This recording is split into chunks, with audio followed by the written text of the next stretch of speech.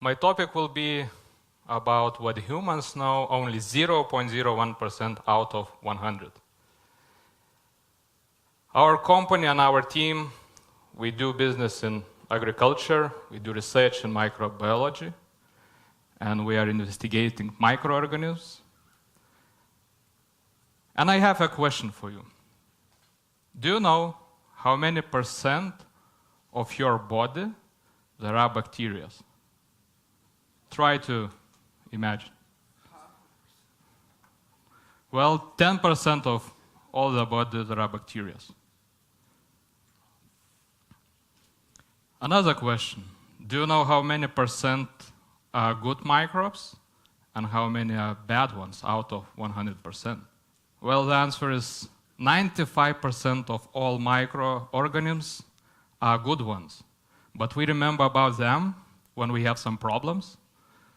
But the reality is like this. Even this picture is from our lab where specific microbes are fighting with each other, and green one is winning that fight. In 2015, United Nations made this year International Year of Soil, because we have to think about the future, about our land, and what we will leave for our children. Well, even these big companies are thinking about the farming, and as you see, there is only a small piece of all Earth, what we have for farming, and somehow we have to feed them. And it takes for nature 1,000 years to build from 2.5 till 5 centimeters of topsoil. And with intensive farming, and what we don't care about the land, it takes 30 years to destroy it. What I mean intensive farming? Farmers are using fertilizers, like microelements, nitrogen, phosphorus, potassium, which is needed for acceleration of the growth of the plant, as well crop protection, chemicals, to avoid plants from unwanted other plants, weeds, insects, diseases. So we put everything in our land. And this is how the global market looks like. And what is the situation now for our years? So this is how our land looks like. Degraded soil, very degraded soil, and we have only that piece with stable soil. According to some studies, there are 60 years left for the topsoil. And by 2050, we will need to feed more than 9 billion people with such small piece of land. And for 1 kilogram of meat, we need 6 kilograms of food grains. So we will need to produce more grains just to feed all the humans. So what shall we do? Are we going to do more intensive farming? But according to the United Nations, there are several ways. One is biodiversity.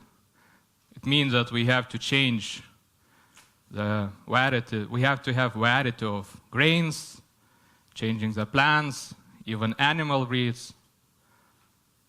As well, sustainable farming, that we need to think how we do our farming. Water drain systems. We have so much water coming from the rain, but we do not collect it and use it for the farming. And of course, restoring microflora. So all these organisms which are living in the soil. Our team's way is microbiology. So we do research in microbiology, in microorganisms. And I would like a little bit to describe what is needed for the plant. What kind of elements? Nitrogen is needed to have more green leaves, bigger acceleration of photosynthesis. Then another important element is phosphorus, which is good to have huge roots. Potassium, which helps plant to be more stable, healthy, and to produce more blossoms and fruits. But the funny thing is that we have 1,200 tons hanging in the air on 1 hectare of soil, but the plants cannot take it due to specific composition of this nitrogen. Phosphorus is produced from phosphoric rock, and it's not renewable, and we will have it, according to different studies, from 80 to 100 years. Then potassium is partly owned by oligopoly, where several companies and countries control that business. So what to do? Other way is microorganisms. Again, one more question. Do you know how many organisms are in 1 spoon with the soil? Try to calculate in your mind how many quantities are in such spoon. So at that tiny spoon with the soil, we have more microorganisms that are living people on the earth. Another question. Please imagine how many organisms are invisible, so we cannot see with the eyes. 66% of all living organisms are invisible.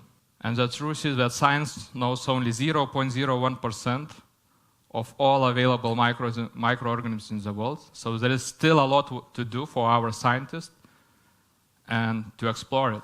Plants do not get by themselves all these elements. There are specific bacteria, like nitrogen-fixing bacteria, which can fix about 50 kilograms of nitrogen from the atmosphere in 1 hectare of soil. And it could be available for the plant. Another bacteria, phosphorus solubilizing bacteria, it can solubilize 50 kilograms of fixed phosphorus and make it available again for 1 hectare of soil. Potassium. Potassium bacteria can mobilize potassium and make it again available in the soil. So we can do a lot with microorganisms, with microflora, just we need to take care about them and to give food. As I'm here in Lithuania, so what is the situation in Lithuania in agribusiness? So we have no droughts.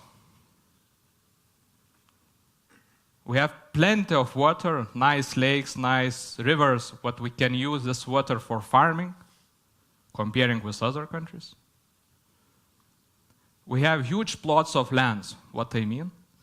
During the Soviet Union and collectivization process, which was a sad period for us, it was made and built big plots of lands. And after independence, our farmers can use huge equipment, huge combines, and do the farming more efficiently, comparing with other Western Europe countries. We do investments in agriculture. We buy new technologies, new equipment like combines, tractors. So we have everything.